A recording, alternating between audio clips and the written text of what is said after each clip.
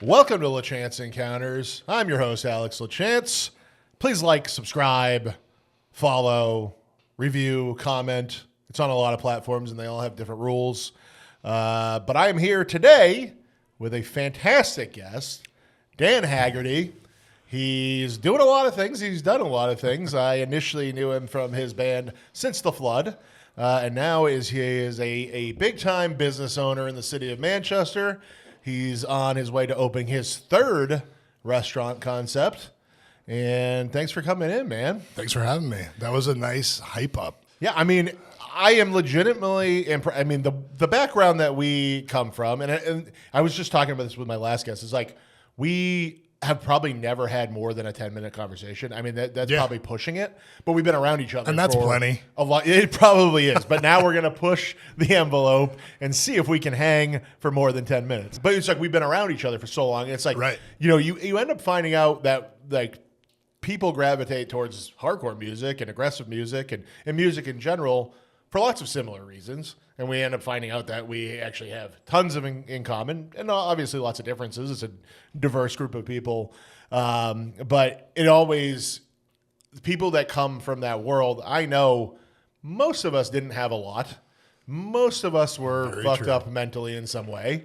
And to see somebody go and have kind of a mainstream success is really cool. And you see it Absolutely. over and over and over again.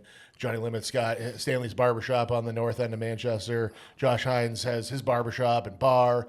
And now, you're doing these amazing restaurant. Industry East, I tell people all the time, you can't get a seat because it's so small, but it's literally the best food in the city. Thank you for saying that. Most of the time I don't even try because I'm like, nah, I'm never going to get in there. You just got to shove your way in. I haven't been in a while, kind of for that reason. And because it's not exactly a place for an 8-year-old. If I gave her a beef tartare special, I wouldn't have a daughter anymore, I think. You'd be broke. That's true too. Yeah. Eating beef tartare every day. Yeah. No, I do well for myself. Fair enough. I can afford beef tartare. The second mouth to feed. True. Yeah, I can't. Well, you don't have a kids you don't have that on your kids menu. You don't have a $7 portion of beef tartare. We just feed them regular Coke and see how hyped up they get. Regular up the nose, or You got to bring that yourself. okay. It's BYOC. BYOC at both Industries, Stashbox, and a new location. I forget what the name was going to be. So or do you have a name yet? Yeah, well, it's actually like a 2-for-1 deal.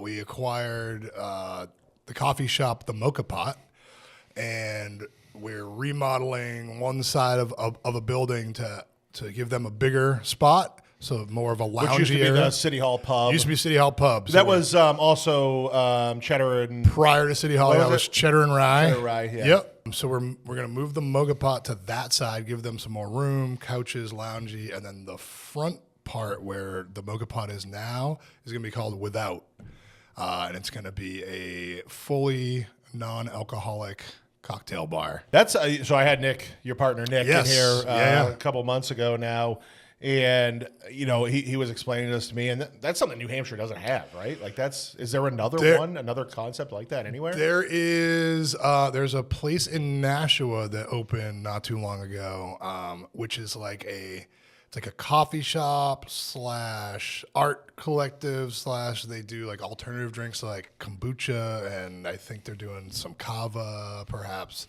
That doesn't sound very Manchester to me, though. It's so we already had the coffee shop, so we didn't have to meld those things together. Gotcha. So Yeah. the goal is to give a nightlife experience, like a fancy, classy cocktail bar, but just sans alcohol. Yeah. So I stopped drinking back in October of last year, and it's good. We can't celebrate this. I was straight edge for 15 years, so it's like the fact that I ever started alcohol is absolutely stupid. But I did drink very heavily for 10 years. It's like I never realized I had a problem until I stopped. That type of thing. That's kind of how it goes. I stopped accidentally, but I went to try to do the 75 hard challenge, and part of that is not drinking. And then 2 months in, I actually quit at 60 days. I just felt like it was a negative return on my work at that point, where I just didn't feel good because it's too much.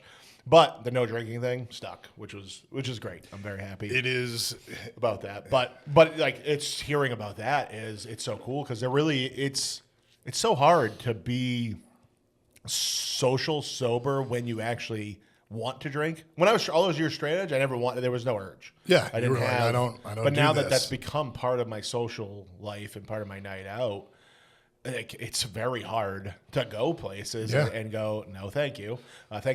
Thankfully we have all the non-alcoholic beers, and most bars are pretty good. Right. At Yeah. them, I would say like most places offer at least something like that now. But a lot of the mocktails, I look at it, I'm like, this is just juice.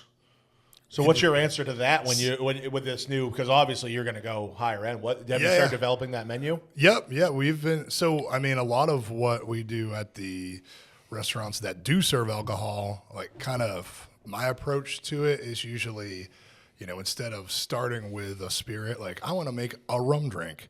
Usually, 90% of the time, it's what do I want the drink to taste like first off, and then it's like, okay, now what alcohol will lend itself to this flavor. So usually the drinks start off without alcohol anyway. And that's smart. How can I, like I want to have like a matcha drink or whatever it might be, right? So you build the idea of the drink and the flavor of the drink first.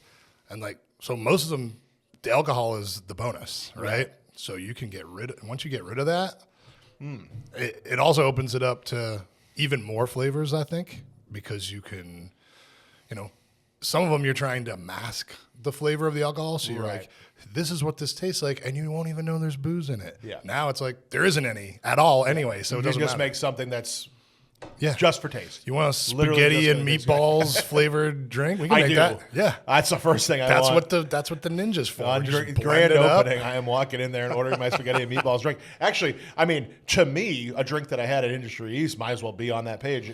You had one, or maybe you still do, but with a raw egg. Yeah, shake a raw egg, and I was like, this is crazy, but I have to do it. Yeah, it's just you get your protein and your booze at the same time, and it was good. I don't remember what's in that one. We have a bunch of them like that. Ones? Yeah. So I don't remember what it was. If you had one involving whiskey, that's probably what I got. Yeah, I mean, you can get a classic whiskey sour does have an egg white in it. Gotcha. So it adds that like froth, almost like a meringue to it. It was great. Yeah. Actually, I'm thinking about this now. The only place I feel like, other than sushi, where I've consumed traditionally cooked food is. Because you convinced me to try the beef tartare when I come in one time, and that's something that I would never do. You're like, I'm pretty sure meat should be cooked. Yeah, beef, ground beef. Like, turns out. But it's steak, right? But like, it's ground. But so it's like you're looking at a ground beef. Right. Raw. But we slice it off so it's not really ground. Yeah, okay. I mean, it looks ground, but it's just thinly sliced. Yeah. But to me, it's like that But moment, yes, it is still raw. At that moment in time, I'm looking at that and I'm about to eat raw beef. Yeah. Like, that's fucked, but you're like, well, I already ordered it. It was great. So. It was great. Like everything else. I mean, I've gone with my friend Matt Knapp, and he's a order one of everything type of guy. And I find him very annoying to the wait staff because he'll be like, "Oh, bring us something we'll like."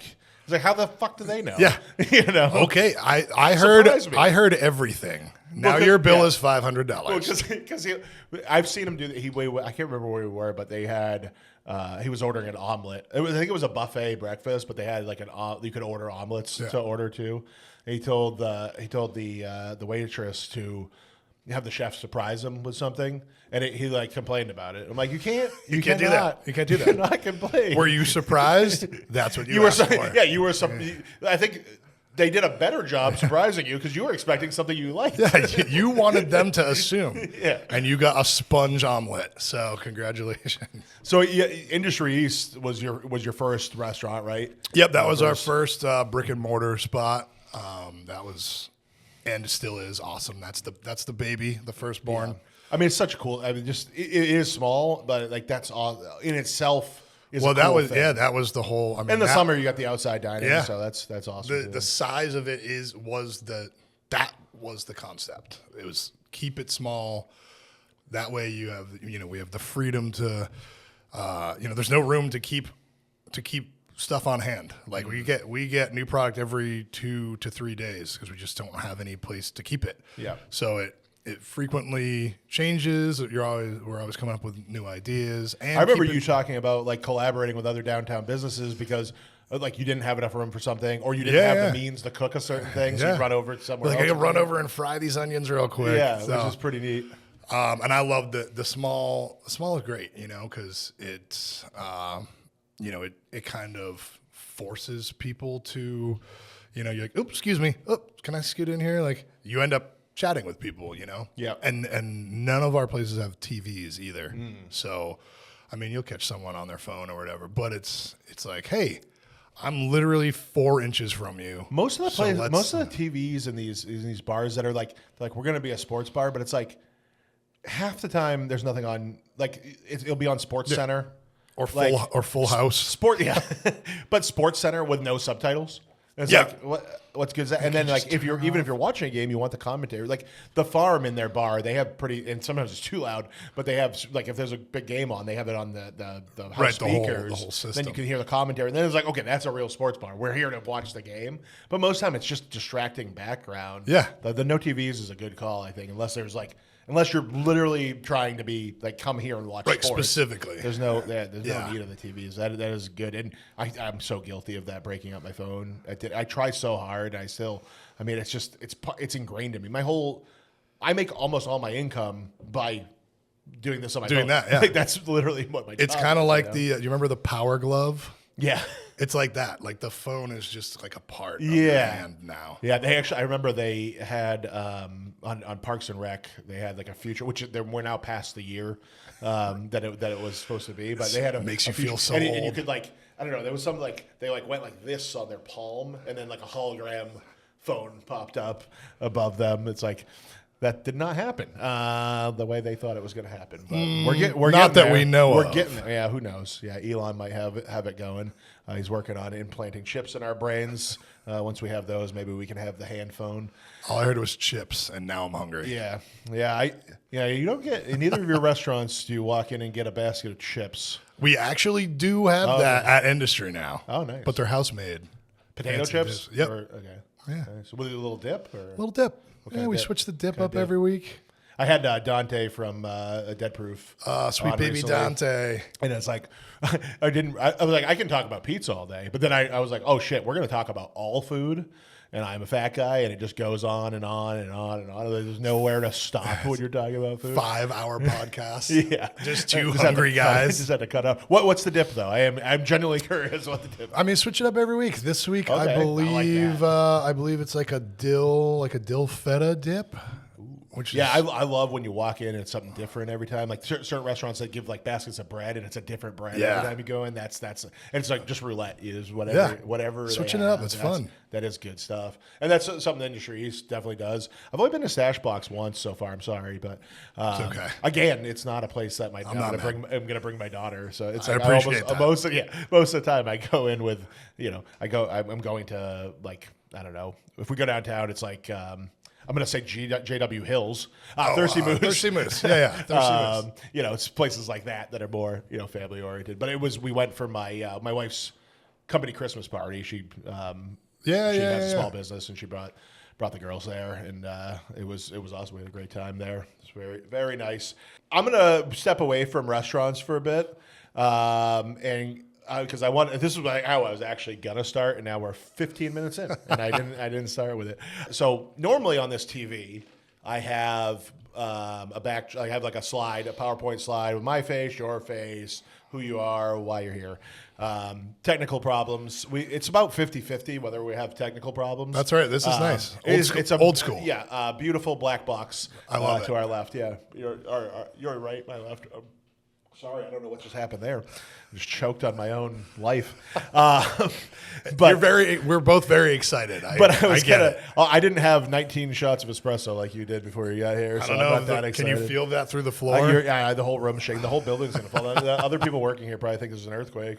No, I can't. But I went to go find a picture of you, and I was like, let me go find an old picture. There's tons.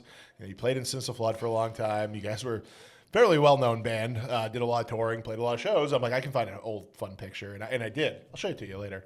Maybe it won't. I can't wait. Actually, Can't wait to see it because the computer that it doesn't work. I don't know where it is. Anyway, but I searched Since the Flood on Return to the Pit. Yeah. I gotta have Aaron in here sometime. Oh, the amount of like I've been down a lot of music centric ones now, and like everything that he's seen over the years, it's like he's gonna be a treasure trove of stories and whatnot. He is a walking encyclopedia of shows. Yeah, for sure. But I searched Since the Flood, and the first entry was 6/28/2002. I don't believe you were in the band. I was right? No, I wasn't in the band then. But what was crazy is my band Break It Up played the show.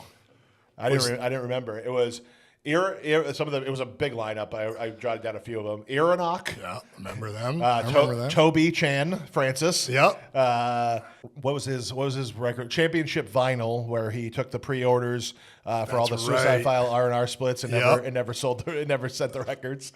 And then Eyes Like Autumn, which Geisel was in that band, right? And he was playing in Since the Flood too. He was Geisel played bass in Since the Flood. I think at that time, 2002. And it's like that's a person I just saw him last week. Yeah, like, it's crazy. And then In Dire Need, I don't think I ever really knew those guys, but I can picture the singer.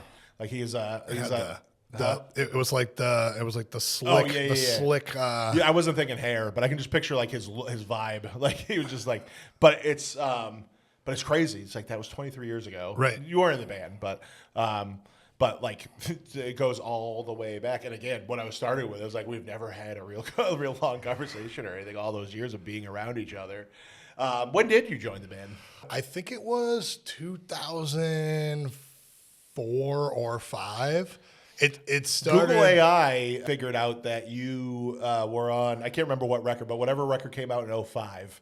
That was like when I asked it. I said, "When did Dan Haggerty join Since the Flood?" I'm like, I'll see if it's that smart. And it came up with you were credited on whatever came out in 2005. It was so that would make sense that you joined in 2004. Yeah, I wasn't even actually on the record because we were. I'm not on any of the records I'm credited on. Yeah, I was like, I wasn't on that. It was. I mean, we were all friends. Yeah, like. Dave, I've known Dave since we were all played in like 100 bands. Dave still had dreadlocks in those two photos. Yes. Yeah. So everyone, we're all like Nashua, Southern New Hampshire, Northern Mass, whatever. So, everyone's in every band. Right. Pretty much. I mean, that still happens now. Oh yeah. It's like the same 8 guys in every band. Oh yeah. So it just was like lineup change here. Oh, this guy can't play a show. This kid can't do this tour. And then, so I played guitar for many tours. I played bass for many, wherever it needed to be played. Like that's what happened. And then, and it just ended up going. It just kept going. It just kept going forever. I tried to join Since the Flood once. How'd it Do go? You remember this? You guys were going, I don't know, I assume you were in the band at the time, but you were going to Europe. Did you do all the Euro tours? Everything except for the first one. Okay, I don't think it would have been, but Chuck was singer, right? Yeah, Chuck. Yeah. Yep. Chuck couldn't do it. You guys were looking for a fill-in singer. Yes. Which is a rare. That was the 2007 tour with First Blood and. I think Chaos. I want to say I reached out to Luke, or maybe it could have been I reached out to your MySpace account, which would have been also Luke. Okay, yeah, so. Which I would have guessed, yeah. But I think somebody had they were like, or whoever I talked to was like, oh, learn a couple songs, just pick a couple songs and learn them, and we'll do them. I think I was given the set list, just pick 2 and learn them and come do them. But I think before we got around to doing it, so you guys had found somebody else, or maybe did Chuck end up going, or no, and it was a dude named Nate. Now that I remember, he was from Canada or something. It's crazy that you did a tour with a singer who you're just like some dude named Nate from Canada or something. It's kind of crazy. I didn't really know him that well. I was like when there's fill-in singers or replacement singers, I always think about it's like weird singing somebody else's words. Did Chuck write all the lyrics? Yeah, Chuck wrote. And then wrote everything. It's like I don't think if I was in his shoes, I'd be like, no, you guys can't. You guys can't replace. You can't make up new words. You can't have a fill-in for write a whole new album. Start a new do something band. else. Yeah. Well, it was funny because I think at that that was still early enough where not everything was accessible and visible on the internet. So in Europe no one No knew. one knew the They were like, difference. I don't know, who's this guy yelling? This sounds insulting, but I also think you guys had more of a sound that people like didn't get.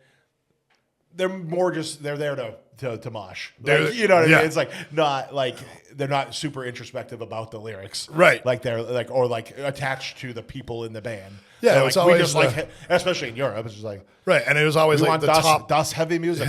Have a beer with us. Yeah. Okay, let's Right. punch Yeah. everything. Yeah, exactly. Yeah. Yeah, there's always like the three songs Mind that you, everyone knows. I've been to Europe one time. I've only been to Greece, and I spent half of that time on an island, and then Sounds and awesome. then I had a layover.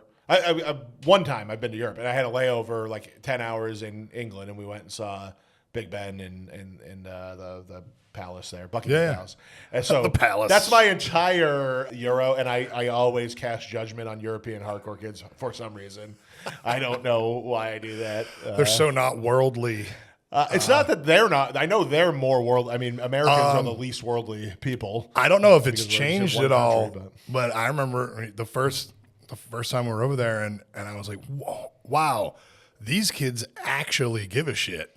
They're enthusiastic, and they say thank you. They're like, thank you for coming to play my city. I can't believe you're here. And it's like, I also can't believe. Well, a we're lot here. of the U.S. is like that too. We're just in being It in is. the It is Northeast. now. Yeah. No, but I remember the first time I went on tour, like getting to like Mobile, Alabama. Yeah. Like those kids were super appreciative that we were there. And it's like in New England, nobody even cared that we existed. Exactly. Because like Exactly, we yeah. get every single tour came to Boston. Yep. And like also Saturated. We're 4 hours from New York City. Like bands even play Portland regularly. Bands came to Manchester, right? Like, you know, it wasn't like, you know, some of these pockets, we were, it was like 2003, I think we went to Mobile and a kid was like, we haven't had a show here since 99 when All the War came through. You know, so they like that definitely, but it's like Europe does it like, you know, for whatever reason, like the popular bands are American bands, like they have their own bands, obviously. Yeah. But like, so it's exciting because you guys you're not there all the time. But Right. I think it makes sense. But there's definitely, I think we get a little of a warped viewpoint being in kind of one of the focal point scenes of the country. Yeah. It's like basically, I mean, you have Boston, you have LA, you have New York. It's the nucleus. End of story. No, there's plenty of other cool hardcore scenes, but those are the big ones. Yeah, It's, I think- historically they are too. That's where there's definitely a genesis of punk in hardcore in Southern California, and there is in New York, and there is in Boston. I guess DC too. I think now, like I said back then, I mean, by the late 2000s, like we'd go play a show, around here or even, Pennsylvania, Ohio, whatever. And it would just be like,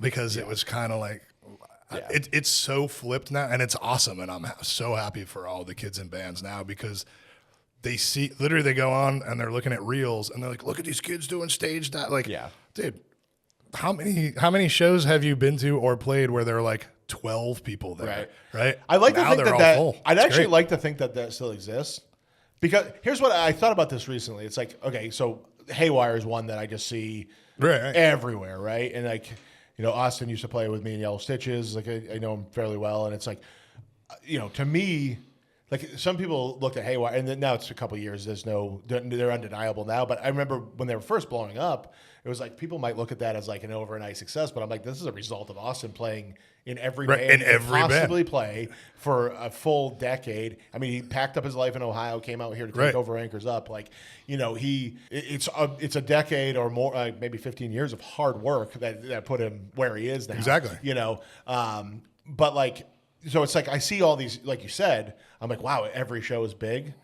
But I'm like, oh, but it's also all those big shows. It's not young. The bands aren't young kids. No. I like to think that there's somewhere there's 18-year-olds playing to like 10 people, playing at the York, Maine Elks Lodge on a 15-band show, and 3 people come inside when you play. I like to think that and they're headlining, right? Which just means playing last. Yeah.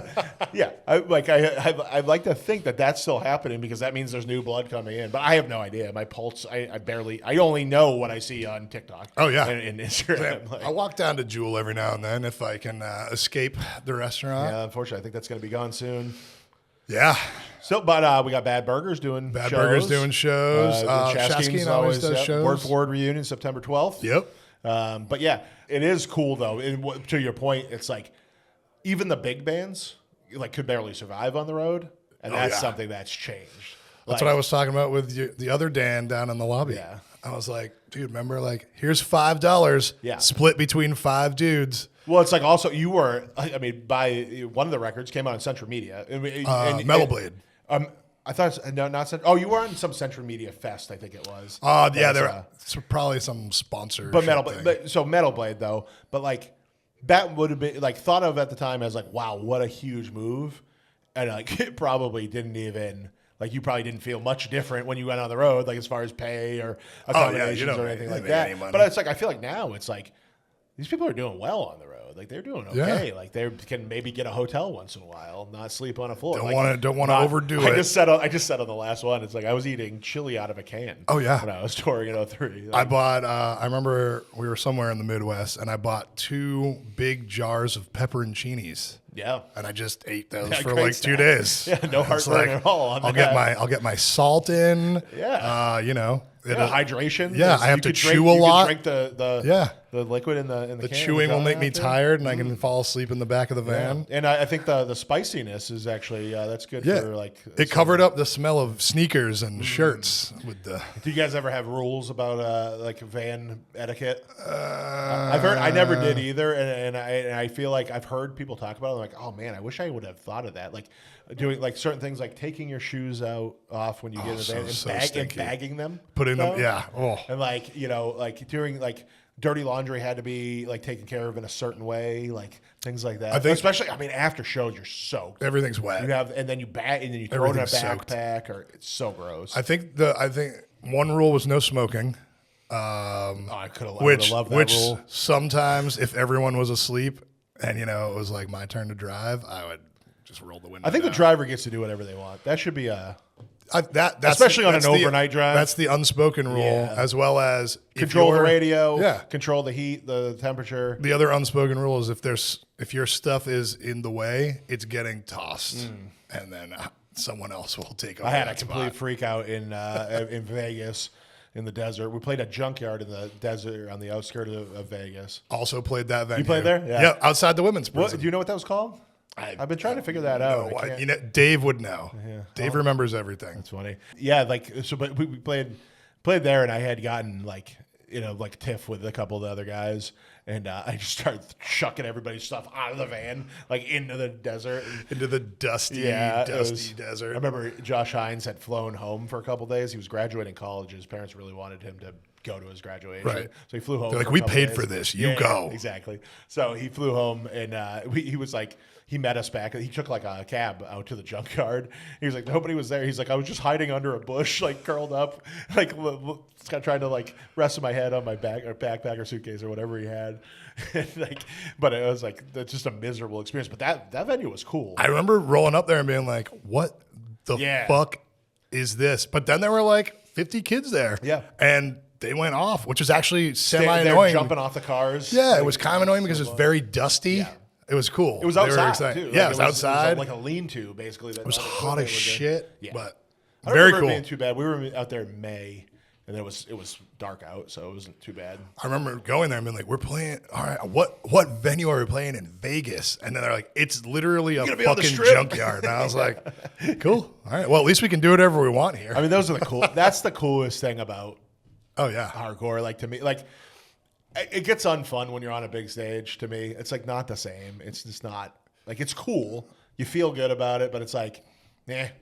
I'd rather be in this basement. I'd rather have these kids. And now, as an adult, and I keep talking about this, it's weird doing back-to-back podcasts because I end up talking about the same shit. But like as an adult, as an older man now, last time I played with Yellow Stitches, we played like on a 4-inch tall stage and. People were just smashing into me the whole time. I was like, this sucks. Oh, God. Can I have a barricade? Yeah. If I lean on a stool, will anyone notice that I'm not standing fully upright? Yeah. Leaning against the I mean, the stage was only like the size of this table, so I could have leaned on the wall. But I had one time, Cro-Mags played Anchors Up, and we had set up extra. We knew it was going to be crazy. We set up extra mics.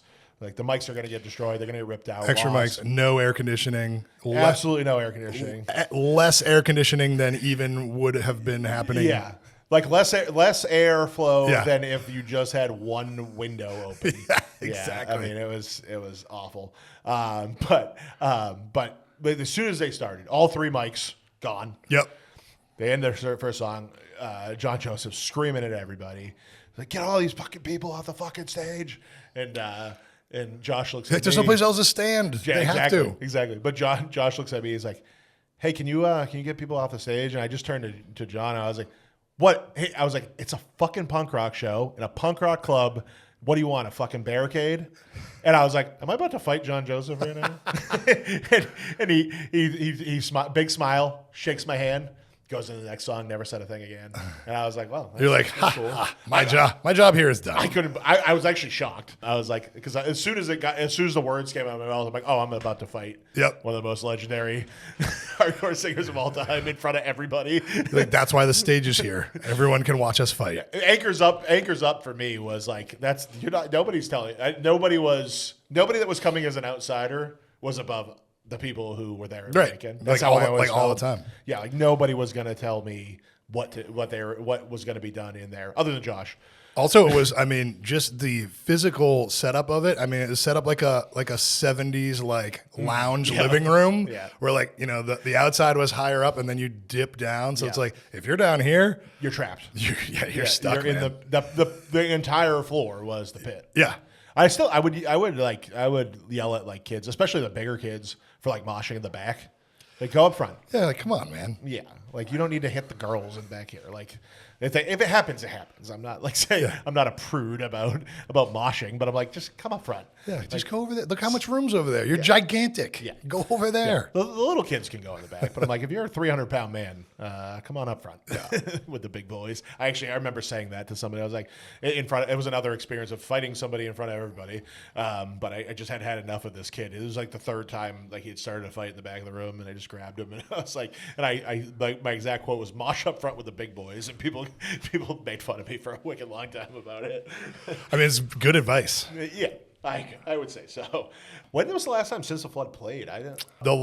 This past year, so 2024 Metal Fest. Oh, really? Yeah. I didn't know you It's guys the got back first time it was like our first show in like 6.5 years, Really? I I think. didn't even know that happened. It was awesome. I think I got in the habit of not really checking the Metal Fest lineups. It might have been one of the most fun show, like absolute like good time. Was that downstairs Palladium? Upstairs. You were upstairs, yeah. Yeah.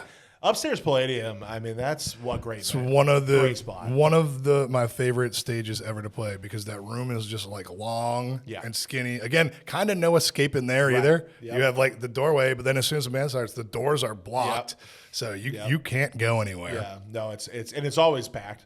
Yeah. Worcester's just that central area, so it's like everybody comes out. Right when when we went on to it started pouring out because they do the two outside stages and they had just the upstairs, so everyone tried to get in, and then it was us and then Unbroken Wings right after us. So the whole upstairs was jammed, and you could audibly hear that like wet slap of just like, and I was like, oh man, people are getting hurt. Yeah, let's go. Yeah, we played. Yellow Stitches played with A Loss for Words upstairs Palladium and like a bunch of other like pop punk. Yeah, it was like Handguns, like maybe the Wonder Years or like bands like that. Bands that Yellow Stitches should not be playing with. But Maddie loved us, so he was like, come play our record release. And I remember hearing when I said it was our last song, somebody yelled out, "Thank God." You're welcome. We also we gave away our comp tickets to the homeless population outside of the unhoused. I'm sorry. I'm trying to fix my language. It's 2025. But yeah, we gave it, at the time it was still homeless.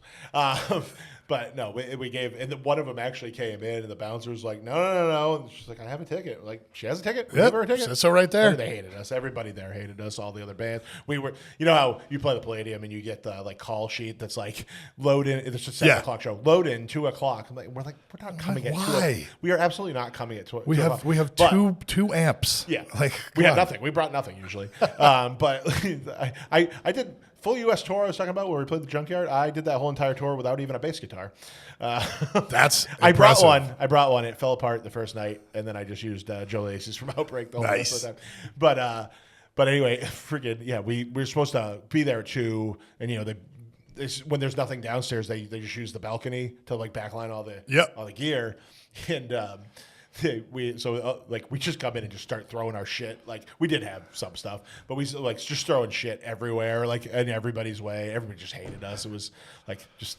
It was like, You're like, no one told us not to do this. The meme of like, yeah, well, they did. They told us to show up. Yeah, you told us to come here. And we said no. We said, we'll be there at 7 when the show starts. We'll walk in through the crowd, throw our shit everywhere, walk on stage while the other bands. I mean, just rude. Always rude. But efficient. Yeah, I guess. Efficient for us. Efficient. Yeah. You're taking up no one's time. Ruined everybody else's efficiency, but efficient for us. But that's fun. Yeah. I mean, hardcore bands shouldn't become.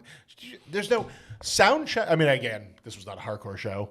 I mean, these bands were on a different level, different train, different path in life. Not a backyard. I don't know what's the end game. I guess the end game in that world's like your Blink-182. I don't know. But or Warped Tour main stage. Yeah, I think selling T-shirts is the name of the game. That's everything now, though, isn't it? I mean that's how you make the money, right? We used to joke that Word for Word was a clothing line instead of a band. They had great shirts. Yeah, and he made a ton of them. They're like the Iron Maiden of. Johnny used to just like meet random kids in parking lots to like sell shirts. Like he'd just be like, "Hey man, I got 5 of these." Yeah, DM me and like you just show up, roll up, open his trunk. What do you want? Like it's so fun. But all right, let's go back to the business stuff. There's a terrible formatting of a podcast, but I enjoy it.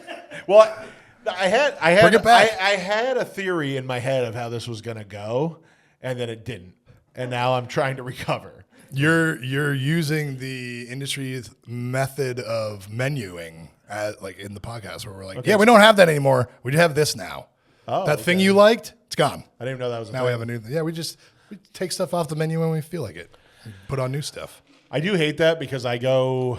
That's why I'm a super creature of habit. So it's like as soon as I've stopped going to restaurants because it's like that's what I came here for. Yeah, I wanted the meatloaf. Yeah, I do often want the meatloaf. I go to Cotton for the meatloaf. Ooh, I've never all these years I've never gone to Cotton. My wife never wants to go there. I don't know why. If you, if you want a place where you know what you're going to get every time, that is the spot. Like if they take off the meatloaf, I'm done. But they haven't changed the menu in 15 years. I'll send them this clip so they know. You'll be safe there. Nice. Like if you find a thing that you like there, we're like the opposite. This is why I like we're very I like annoying. barbecue places because it's always going to be It's brisket, ribs. This is pork, what we have. burn ends. Right. Like it's always going to be that. Like no matter what. Yeah. So what do you? You're moving the Mocha. So Mocha Pot's the coffee shop that you guys are taking. Correct. Over. Yeah. I didn't realize you were. I thought you were. They were just moving. You're actually taking over both businesses. Yeah, so it was like I said, it's like a 2-for-1 thing. So the whole unit of like the physical real estate is one unit, but it's separated by a kitchen. So it's 2 parts, but it's one lease.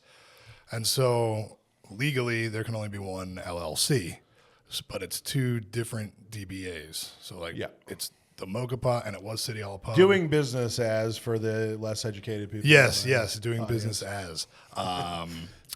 So the Mocha Pot, Limited liability company also. which really the legality of that is wild if you ever dive deep into that. You know what? The more you get into business, like the more you like learn about the way business structures work, and like you realize nobody knows anything. Half of it doesn't mean anything. It doesn't mean what you thought it meant, and everyone's just figuring out what they're going to do as they go along. Yeah, an LLC costs in New Hampshire, it's $100 to start an LLC, and you could have 20 of them. Yeah. And yeah, in real estate, I see it all the time where it's like one guy owns 100 properties, every one of them is in a different LLC. Yep. Yeah, you're safe. But so the one kitchen services both. Correct. Spots, Yep. And so the pub was actually draining money from the coffee shop. So close the pub down. That was the plan anyway. Close it down. Did Tim just leave Manchester Restaurant? Yeah, I think. Yeah, he's done with just it now? out. I always loved mint, and I was sad it didn't come back after the fire. Yeah. I mean, it was definitely some of the best sushi around. I love that I could get a sushi appetizer and then a burger. Yeah. Although that's one that Like- they took the burgers off the menu, and that's an example of one that kind of pissed me off. But it was still good to go and get. But I liked because like you could go and have like a half fancy meal, and not, Yeah. But then when they took the burgers off, it's like, oh, now I have to get like kind of a higher end entree. Yeah, every now time I have to and get my the sushi. sirloin. Because now it's like, okay, now it's $100 meal every time I go. You know, it was You're not the getting out. burger- You weren't getting out of there for under 100. Oh yeah. But with the burger, I could. True. Well, sushi, appetizer, and a burger was if that. Then me and my wife would both do. We split the sushi, and then we'd each get a burger, and it was pretty low cost. But that's probably why there's Yeah. probably too many people doing that. Splitting. picking up tables. The splitting. Ugh. You split a sushi. You could. No, yeah, we each got our own burger. Okay, fair enough. Yeah, All right. no. I was getting worried. I'm not gonna eat half a burger. Yeah, I Look at I me. was getting What upset. the hell? No. We each got our own entree, but it's the cheapest entree. Okay, yeah. So servicing both kitchens, you're gonna move a mocha pot into the old cheddar and rye space. Yep. And Yep. then Just remodeling that. and then the what is the name? I think we Without. never got to the name. Without. That's where I screwed up this whole conversation. Is I never got to the end result. We're back though. Look at we're back. Yeah, we're doing the Trump weave. We took the. You're like I'm not even gonna respond to that. I'm going right over that. It's like we took the white cross trail at Monadnock. We took the longest Instead of the white way. dot. And Yes. white dot straight Yes. up. Yes, I got the reference. Yep. That's Thank you, that's fellow New Hampshire that's man. Yeah. Well, it is the most. It's the second. I think it's our number air one. Where our air conditioning just started working again. I was getting feel that? Yeah, because I was like sweating over here. It's been so long in this room. Our air conditioning's been weird. No, I it's wonder fantastic. if these two people I don't recognize with name tags are HVAC technicians. Thanks, guys. No, they're the most. I wish I had a video of that because they're the least HVAC technician looking people you've ever seen. Did you hear them both start laughing as soon as you said that? Everybody started laughing up there right after you said that. Nick, have you made these mics go into the PA system in the office? Yeah, let's get a full. Next time, that's my plan. You ever go to radio stations? Do that? They'll like. Oh, yeah. In the hallways, you're hearing the like. I should do that here. I should just like prank everybody. Come in here and set up. Anyway, You got to put one outside. yeah, I'll just put a little tiny speaker under. So the owner of the company's office is that next room right there. I should just put a little speaker under his desk that transmits from these. Hey, we're What the fuck's that podcasting. And I'm like, no, you can't come in here. We're podcasting. Don't interrupt. You're just stuck listening to me talk. That's not funny. Edit that out. all right. No, I was gonna say, you have better pranks than that. You could think of something. pick one. I feel like just a bucket of water over the door is the king of. I don't know. Saran wrap the toilet seat. Is the funny. It's a good It's still one. funny. We'll just do- wrapping There's down three. the Hey, doorways. there's 3 toilets up here, and there's 3 of us. We could upper deck all of them. I'm already upper deck on them. They're not straight piped. I don't know what that means. There's a tank. Oh. I don't know. I mean, actually you're out, don't know. You're out here in the woods. There's Oh, probably here a in the tank. woods. We're at Route 101 in Bedford. Took me 20 minutes to get It's here. because you hit every light. You said. So when's it get? This is what I keep trying to get to. When are you opening? What's the timeline?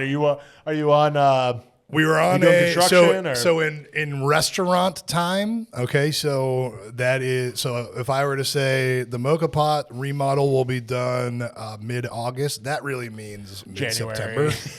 And then that's a good we can't start the remodel of the front part until the Mocha Pot is moved. Gotcha. So that we were shooting for like the end of October, but January is mocktail month in New Hampshire. So if we open by January, I'll be Dry January, right? Dry January. That's the And the thing. state actually, like the liquor commission, pumps dry January, which Really? is counter- ironically counterintuitive. I mean, they already, How do you feel they about? already make billions of dollars. I'm sure they right. can be all right. As somebody who makes their living selling alcohol, how do you Yeah. feel about New Hampshire controlling the entire liquor market?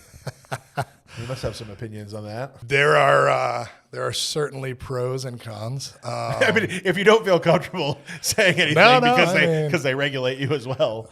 Well, they already gave us a liquor license, so Okay. it's a very strange. It's very. It's literally state run. So it's exactly what like the state decides what is going to be sold in New Hampshire. So like we cannot, like if there's a cool new liquor that came out and you can literally just go get it in mass, you cannot sell it I never knew that in part New of it. Hampshire. Like you get a fine. Gotcha. So you can only sell what the state brings in, which is annoying. It does keep New Hampshire is like the second cheapest, I think, state in the country as far as I always figured that was liquor just because we're one of the highest drinking level states. per capita, yeah, but that's if you look at what is actually being drank, it's like Zenka and like Fireball, like 10 packs. That's a good point. Yeah, Yeah. I've stuffed a couple of those People- Fireball sleeves highest drinking in my state- waistband, going to wrestling at the Lowell Memorial Auditorium. it's mostly out of sadness. You know, a Yeah. lot of it's Coos County, and you know, but. Yeah, it's I mean, it's just difficult because your creativity is stifled on some it's extent. run by the state. Yeah. You know what I mean? So, and it's, you know, so any bar or restaurant that you go into in New Hampshire, like everyone has, you know, depending on what you choose to purchase, but everyone has the access to the same exact thing. So to stand out, Not much variety. Yeah. yeah, it's a little boring, and also the state at any given point, like it's hard to put a unique drink on the menu because at any given point they'll be like, that's no longer available. Gotcha. And then you just don't have it. Is there a anymore. path to like petition them to get certain? No, they run everything, dude. They just Like, they're just They arbitrary. They decisions sell or- so much booze. I mean, I'm they sure don't it's care. yeah. Well, the one thing I always say is like we do have the coolest liquor stores because like literal supermarkets of liquor on the highway. Those two stores on the highway on 93, I think each one does like 25 million a year. That sounds low to me. Like, I mean, in like I was revenue, so not sales. my like I live in Bow. Yeah. My local, and I live on the Hooksett side. So my like local like bodega is the Common Man. That like, one, it's right 5 there. minutes from my house. I can actually. There's a trail I can walk for. Still haven't done it, but the snowmobile trail that like borders my property. You can walk. I think it's like a mile to the Common Man, the southbound one. Yep. It's like that's my convenience store. And it's like when I was drinking, it was like I literally go walk Everything I 1 need. minute to a liquor store. Now I usually got a bottle of Old Crow because I'm disgusting. But It's not bad. It's more Colin, like Market Basket. Colin It's more for your dollar. Colin Campbell of Colin of Arabia fame Yes. turned me on to that when I started drinking because I think I was ordering like some high end thing somewhere. And he was like, "Oh, dude, always." He gave me a list. He's like, "Always ask for these are the good good bottom shelf ones, the good well ones, or the Yeah. Old Crow." And he had like a list, and I started drinking the Old Crow, and I was like, he's right. No He was turning- turning back so now. Right. Good advice, very good advice. And then I drank probably 200 bottles of Old Crow in the course of. Think of all the 10 money you years. saved. Sure, they were the 750. Oh, yeah. was like $8 when I started drinking it. I think it went during the pandemic. It went up to like 11 or something. The handle was friggin' like 12, 13, 15. Yeah. something If like you're that. drinking to drink, that's the route you want to go. Well, and that's my problem because like even if I got a high end liquor, like if I like occasionally dabble in some scotch, and I mean you can go up to very easily to 100. But it goes down in the same volume. Yeah, So- I just drank white water. So scotch I would drink slower, so that was sometimes why I'd get the scotch. We because I'm pull like, I'd make we put this- the brakes on and grab the scotch. Well, yeah, right. See, you don't know you have a problem till you stop because you realize things like that. Oh, that's what I was doing. You're like, I was supplementing my straight bourbon with a little bit of scotch. I never liked beer. And it's so funny because I drink non-alcoholic beer now because now I'm in the habit. But I would drink beer just so I wouldn't drink whiskey, right? Like it just like. But then it's like I'd have 10 beers. It makes perfect sense. It's a lose-lose Absolutely. when your brain's wired a certain way. I'm not. Hey, you could come up with a justification for anything if you have to. If you can handle your liquor, it's a great time. Do it. Absolutely. I've never. And when you do it, come to Stashbox or Industry East. Stashbox, Industry East, and if you're like me and you stopped, you're gonna go to Without. This is the second. My last guest, I also couldn't remember their business name through the whole thing. Without. Okay. Without. It's Super locked in. easy. Super easy. That's the problem. It's too easy. It's too easy. I forget. But when it's up and there's a nice sign, I'm sure I'll remember. So Yeah. Why did you want to move?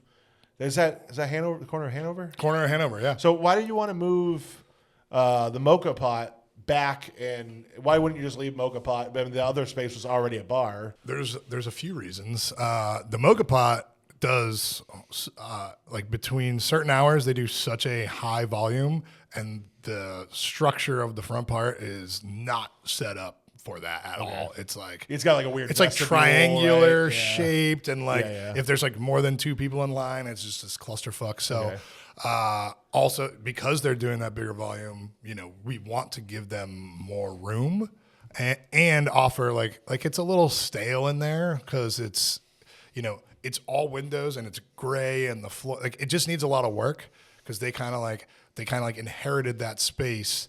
And there was like, cool, now go. What was in there before? It was like 8 different things. Was there an Indian spot in there? There was pea cocktails. There was milk and honey, Okay, I remember that. which was a vegan place. Ironically, because I think neither milk nor honey are That's vegan. correct, yeah. So But there's vegan versions of both. there are. Yeah, that's true. I've never seen an almond with a nipple though, so I don't know. If it's I mean, real. needless to say, they no longer exist. So It's the worst marketing name of all time. What is it? Pea cocktail? Pea yeah, cocktail. that was the last Peacock. Yeah, peacock or- tail. A cocktail made of pea. What's the problem? Pea cocktail. Yeah, well, you just expect you go in there expecting water sports. and then You don't drink pea? No, I do. But Okay. I was like, yeah, dude, come on. It's 2025. Everyone's drinking pee. Everyone's drinking pea. That's what I want, and then instead I'm getting alcohol. It's gross. I see. Yes. Yeah, you don't want to be duped. Right. Yeah. You don't want an acid with your alcohol or Yeah, something like you gotta that. balance it out. Oh, now it's really kicking on. Yeah. I mean, is somebody working on the AC right That's now? nice. It's been rough this summer. It's only when it gets up like 85 plus. Our AC has not been keeping up this summer. Yeah, this room is like I don't ever actually work here. I come here and do my do this. podcast, and then I leave I immediately. ask a few other people to do things for me, and then I leave. it's like an abusive relationship. It's like it's it's right when you're about to like pour sweat. It's like here's a little yeah.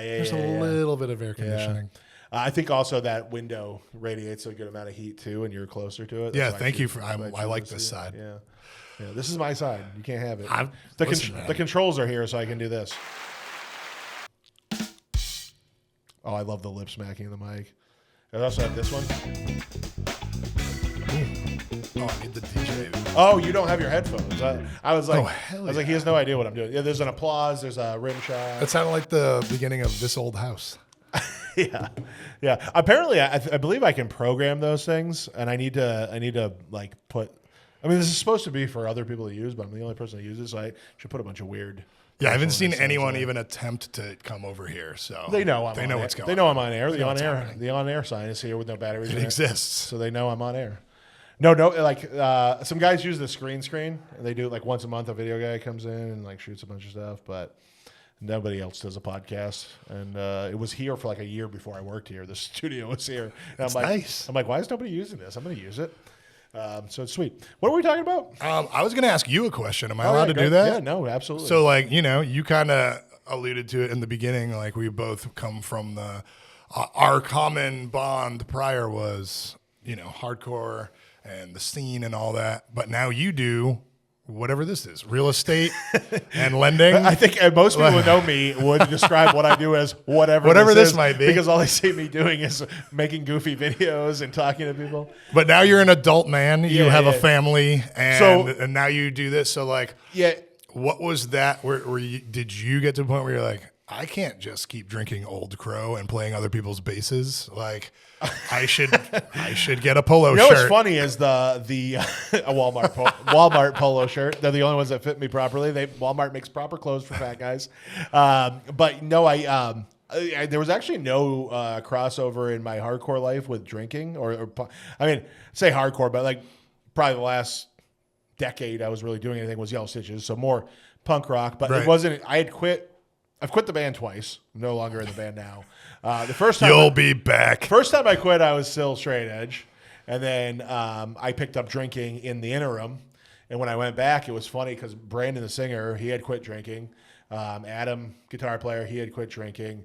I think it was the second time we had played together. We all played together again. We went out to California for 2 shows, and it was like I was the only one drinking. Kyle still drinks, but He's so fucking annoying. He was in solidarity with those guys because they just used to feed off each other, right, and really party, you know. But I was like, what? I don't need to participate in your little pact. I was never the problem. You guys can deal with me being drunk. No, I'm rebelling. Yeah, I never really got drunk because like I had to play. I can't. There's no way I could. I can't play music sober. Like I cannot play bass. The only reason I play bass is like more of an improv guy. Yeah, pretty much. It's like I actually played a set with a band one time where I wasn't plugged in. I pulled I won't say it. I was gonna reference a certain man that I respect a lot. Somebody could probably guess who I'm talking about. I was gonna say right. that in any facet of that, it's always the bass that gets unplugged first. Well, no, it was. I didn't actually know the songs, but they didn't have a bass player. I said I'm playing bass. And I played a whole set with Villain from Marlboro. Yeah. I played a whole set with them. I didn't actually play. I didn't know the songs. I just jumped around and hit stuff. It's so like when you I did improv my bass. Where were we going? Oh, so yeah, So the drinking came because of my last job, for sure. It did happen in outside of work, where I had just anxiety issues that I could not get rid of, and I just gave up. And I said, I'm going to drink, and I'm going to just call myself that way. I'm just going to numb everything. But also I had this job that I couldn't stand. I was miserable every day. It was middle management position, and it's just like middle management is like you're getting shit from everybody. Yeah. I was salary, and I was working 60, 70 hours a week. Like my salary was a raise, but then when you figure out the hours, when you did out the math, you're like, I'm making $3 an hour. Right. So, yeah, eventually I melted down. I had a complete, absolute mental breakdown. And I'm sorry for the people who have heard this story like 20 times on the podcast, but I had a complete mental breakdown, and I quit my job on the spot. I left screaming, yelling at everybody. I mean, if you're gonna do it, that's how you. I threatened a man's life. The company's tried to hire me back twice. They know you mean business. I was good at what I did. But no, I just I didn't know what I was going to do, and I had talked about getting a real estate license before, and my wife said, "Hey, now's a great time to do it." And what I didn't know was how hard it is to actually get started, like how long it would be before I actually get a paycheck. So I was doing a lot of like odds and ends, DoorDash and Uber and Instacart, like shit like that. My good friend Matt Knapp let me work at his auto body. He does classic car restoration. He doesn't really call himself an auto body shop, but he's a good dude. But he's like, just come. He's like, I always have work. So when you're like, it was perfect. I just the other day brought this up to him and thanked him again. But it's like, I was able to. He's like, just come work whenever. You pay me decently cash. And he's like, just come work whenever, and whenever you have real estate stuff. If it's a half day, just leave. If something comes up and you need to leave, so he really. It was a big help in me being able to do real estate. And then it's like my kid was 3 months old when I had the meltdown and quit my job. And I had no money. I had like $1,000, but my wife had just got back from maternity leave, just started working again. I had like $1,000 in the bank account and just had to make things work. So we took the kid out of, we had just put her into childcare, which an infant is so expensive. That's its own mortgage payment. Yeah. So, not anymore. It was then. Right. But now that mortgages have tripled. Yeah. Now it's, I was going to say now it's but a small trailer payment. Exactly. But yeah, so so we took her out of daycare, and I just did like stay-at-home dad. I worked with Matt when my wife was off. I bring my kid to do the Instacart deliveries. Once I started getting real estate business, she came with me. She was like, I call her my assistant. And honestly, it's like one of the, that was the mental breakdown I had was bad. Yeah. But it led me to, I got to spend more time with my daughter than most fathers ever do. Which is awesome. I mean, it's like, you have a kid now, right? I do, yeah. How old's? She's 13 months. Okay, yeah. So it's like, I mean, you're in an industry where you work nights, and it's like, it's tough. Yeah, and it's like me too in real estate. Like the other day, I had been out past her bedtime, and I had to get up. I had to leave my house at 6. It was a back-to-back closing day. I had to meet movers for a client. Like, I had to leave at 6. She was still sleeping. I woke her up, and she looks at me. She goes, "Why do you always have to go to work?"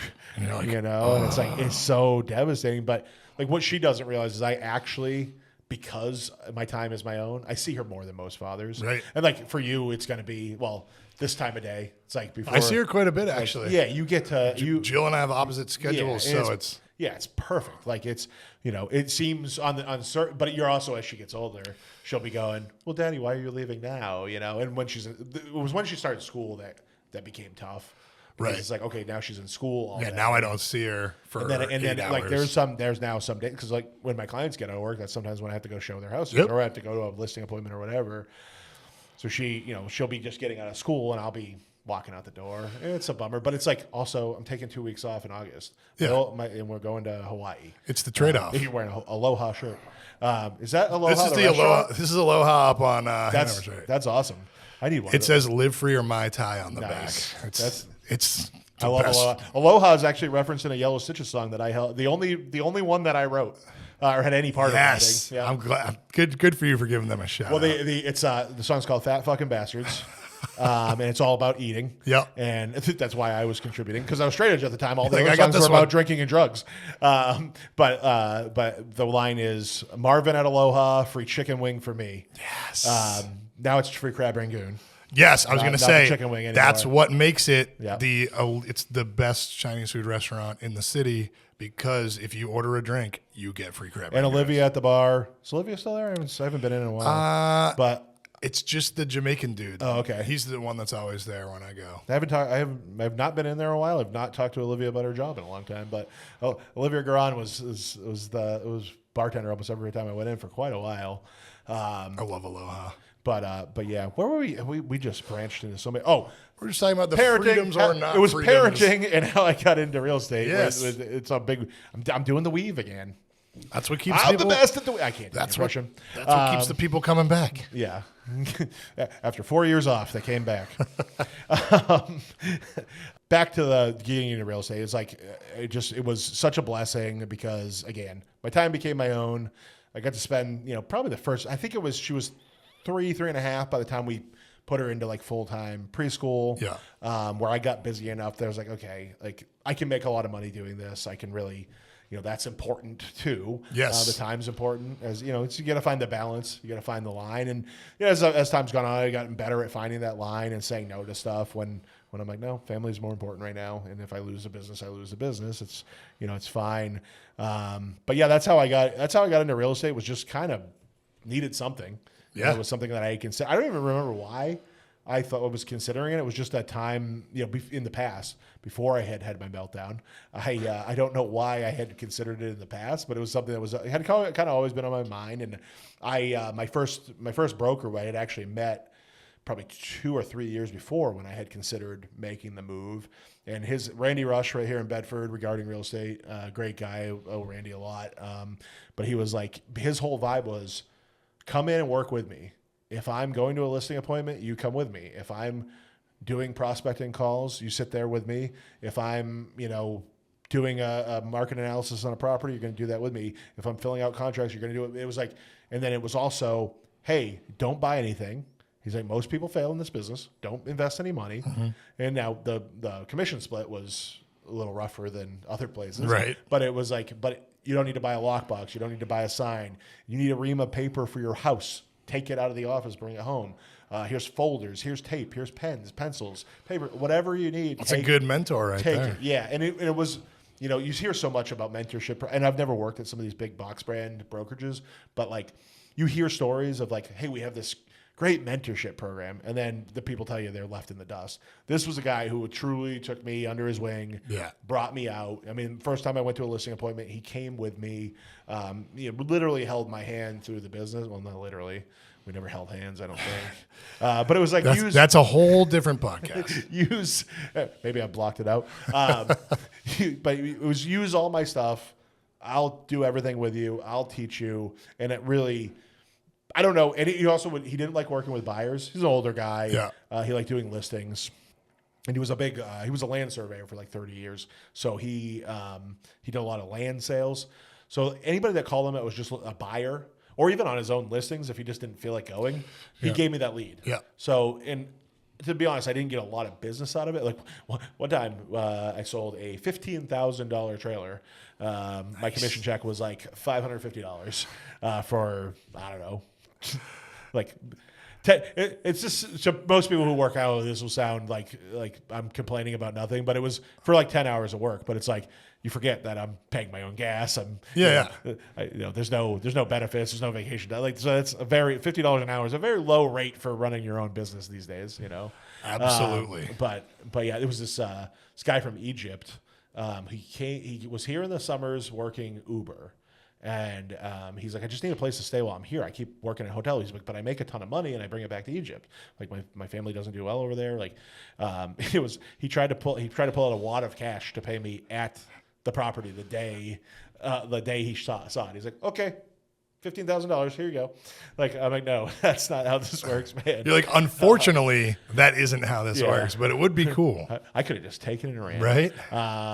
But yeah, But yeah, that was huge, and then I did well because of my mentorship, and then eventually I had to move on just because, like I said, the commission split was not great. But I'm very grateful for Randy and everything he did for me, and then I moved over to East Key Realty, which is I used to say a very small company.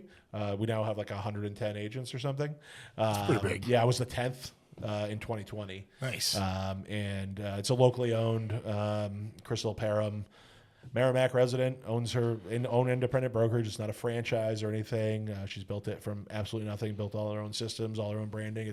It's a rare thing to see in real estate, to build a kind of a big brokerage. It's tough too. Yeah, without a franchise or anything. And then last year, I don't know if you saw the news about the lawsuit against the National Association of Realtors, and it was against a few other. One of your business partners is a real estate agent, right? I think I saw it on one of your videos that you put up. I'm doing my job. It's branching out. Basically, long story short is a lot of us thought that the way we were going to have to interact and work with buyers was going to change. And I was like, I'm going to hedge my bets. I'm going to get the mortgage license. If being an agent with buyers ends up sucking, then I have the backup. That's when a buyer calls me, I can, hey, I don't do buyer agency anymore, but I can help you with your mortgage. But ultimately, it didn't. Things did change, but it didn't really. It's still fine. Like it's not. There's no. It fizzled out a little. Well, it's like we have to do things a certain different way. But as far as it doesn't take any extra time. It's not really much more of a pain in the ass. It's generally, actually, statistically, but it's so fractional that I don't really count it. But statistically, commission income's actually gone up, which it was supposed to hurt us. It was supposed to. The theory was that we were getting too much money, that we were extracting too much of people's wealth out of their properties, that type of thing. But commission's gone up since they made the change. So, but it's like 0.1% or something. It's not anything crazy. So I got the mortgage license, and I'm cool with mortgages. Like it's not a bad thing to do. It's not like, my passion's in like actually getting out there and right. I get a little bored with just staring at a screen and numbers. So like, I like being out there, talking to the people face to face, showing them houses, seeing the weird shit in houses. I tell people all the time, one of my number one drivers of my business is just posting weird shit from houses in my Instagram stories, because like that just starts conversations. Everyone's like, what the hell is that? You're like, I don't even know. Yeah, like why did they do that? Actually, that reminded me. I took a picture of somebody had I thought they had a marble countertop, but it was really just contact paper that they had put over some old Formica countertop. Formica, yeah. Yeah, that's pretty cool. But yeah, those things get So that's I think that answers your question. Yeah, absolutely. Very long roundabout way. That's all right, man. I do a handful of mortgages, and I can also work as somebody's buyer's agent and do their mortgage. Yeah. So, which is Double also, dipping. And yeah, that's exactly what Brian here at Home Choice Lending has been advertising to other realtors is, hey, do the double dip. We just got to be careful of like not to steer. I got to be very clear that people can use whoever they want. Right. They're not stuck working with me as a lender. But You can use whoever you want. no, well, sorry, spitting all over. No, I don't. Hey man, listen. I'm gonna have 2 bars that sell alcohol and then a bar that sells no alcohol. So the double dipping True is Good I'm point. all for it, man. Good point. Yeah. You're working both ends of the spectrum. Yeah.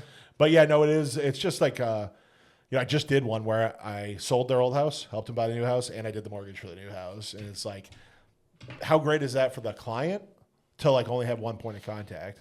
And I did learn very quickly that mortgage is also a full-time job, and you can't really have 2 full-time jobs.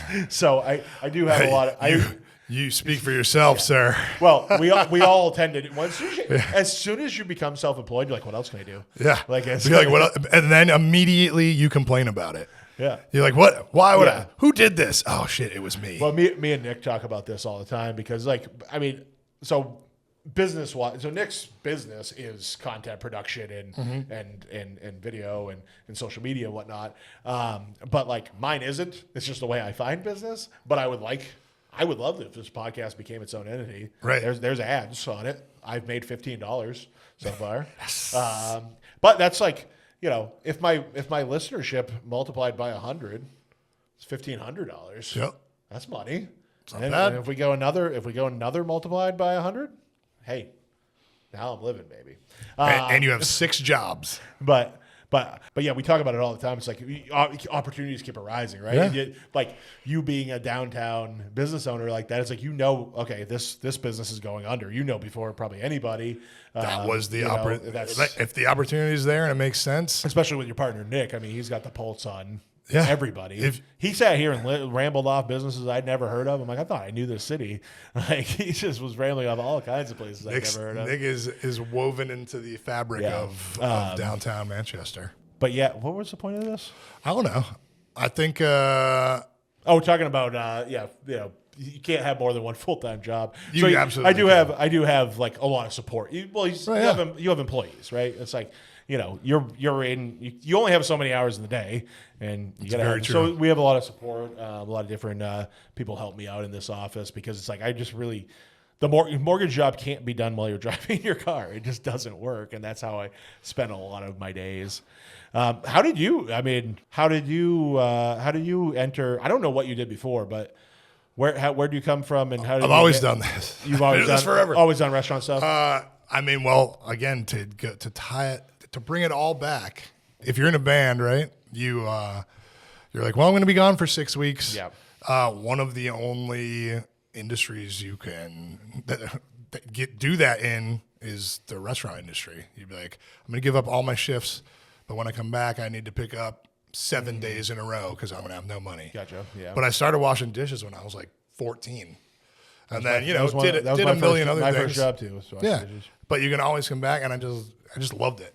Yeah. I was like, wow, like you figured out how you could make money doing something that you're good at.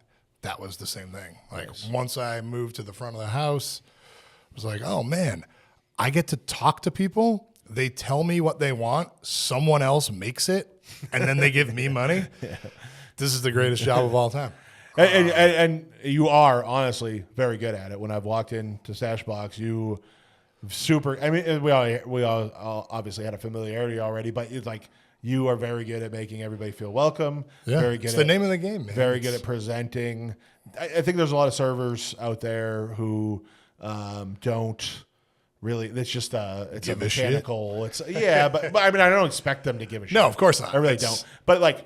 But you can increase your income and probably your enjoyment by giving a little bit of a shit, right? Yeah. Or pretending you do. Not everyone has and you to. don't. And now you're not going to get. Even you probably don't give a shit every day. Some days you're fucking. There are certainly know, days worn where out. I'm like, I have to go out. But you walk, outside. walk into your spots. It's like I feel very welcomed. I feel I'm excited about the product because of the people serving it. Partly, Right. Yeah, it's the atmosphere. I feel welcome. And I just feel good. And like restaurant to me, it's like it's not about the food. The food can suck shit And I hope it doesn't. It doesn't at your spots, but I can still have a good time. Yeah. If the service is top notch, it's about not one. It's about being able to relax and be with my company. Right. And it's also about I'm not cooking at home. I don't have to get don't up. have to clean I don't have to anything. clean this mess. Yep. It's not about the food. And I think a lot of people in the industry kind of forget that because they're like, "What? The food came out right. Why aren't you happy?" Yeah. Right. It's like but it's not. That's not the only thing. Yeah, you could go get the best steak ever, but if the music's at 1,000, my biggest thing is I don't have something to drink in front of me. Like I can't. Yeah, I'm like a sip of water on every bite. Yeah. All right, but you do got to get out of here. So give me your last bit of plugs here. Let me know. Tell everybody where to find you, what to expect for opening timeline for the new spot. And so Industry East is at 28 Hanover Street in Manchester, right down the street from the Palace Theater. Stashbox is at 866 Elm Street, actually right around the corner from Hanover Street, right across from 110 Grill for people who are from Bedford and don't come downtown ever. And then the Mocha Pot and soon to be Without is right on the very corner of Hanover and Elm Street. So we like to keep it on the block. And I believe all those businesses are on Instagram. They're at Stashbox. Yes, it's Stashbox NH, Industry East Bar, the Mocha Pot NH, I believe, and Without doesn't have one yet because of restaurant time. Yeah, that one will come out soon. But yeah, I mean, my major plug is to just for everyone to support. I know it's a kind of a cliche thing to say, but support local businesses, whether it's your, whatever it might be, your neighborhood lender. Come downtown if you can. Anything small business, because we all have to work together there. So even if you one day a week you buy a craft from someone's store or whatever it is you're looking for, like keep the money local. Let me piggyback on that lender thing. You said your local lender doesn't have to be me. I'm also a real estate agent. You don't want to work with me as a lender. Let me refer you still. Yeah. This is a thing that's been making me nervous lately is like if they don't want to use me and they don't want to tell me, so they just go off on their own. Still talk to me. I will refer you to somebody else local. Do not go to these big national online brands. They're terrible. Yes, that's what it is. It's the network of it. Like if people don't want to come get a cocktail and a snack. They're like, I want a sit down dinner. Like I'll be happy to give you 20 places to go. It probably doesn't happen in restaurants, but like in this business, I feel like some people don't want to work with people they know. Like, and I'm fine. I'm completely understand it because it's such a personal thing that you're getting involved in. I got to see your finances if I'm doing your mortgage. Right. I'm going to affect the next 30 years of your life if I'm an agent when you buy a house. So it's like I get it if they don't want to work with me. But still talk to me. Yeah. Tell me. I'm not going to be offended. I'll send you. I'll hook you up with somebody else good. I know all the good people. In this industry, keep it local. Keep the money keep all the finances in the place where you live. So I mean, breakfast at Mocha Pot. Do any of your spots open for lunch? Huh? No. I was going to say, Stashbox is open on Sundays. All right. So here's your Sunday: breakfast at Mocha Pot, lunch at Stashbox, Industry East for dinner. There's your fire it off. Let's go. Thanks for coming in. Cheers, man. Appreciate it. Appreciate it.